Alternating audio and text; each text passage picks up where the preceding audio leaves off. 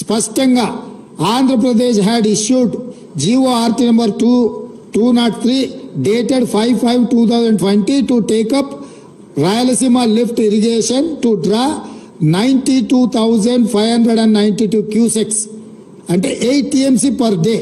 8 TMCలు రాయలసీమ లిఫ్ట్ ద్వారా పోతిరెడ్డిపాడు పక్కనే ఇక్కడి నుంచి నీళ్లు తరలించడానికి FRL లెవెల్ 797 అంటే కుండకు సైడ్ నుంచి బొక్క పెట్టలే, కుండ కింది నుంచి బొక్క పెట్టాడు. రాయలసీమలో 834 ఫీట్ లెవెల్లో నీటి నిల్వ ఉంచాలి అని అంటే 797 ఫీట్ల దగ్గర అంటే బురద కూడా తరలించకపోవడానికి రాయలసీమ లిఫ్ట్ ఇరిగేషన్ కు మే 5, 2020 నాడు GO నెంబర్ 203 విడుదల జరిగింది.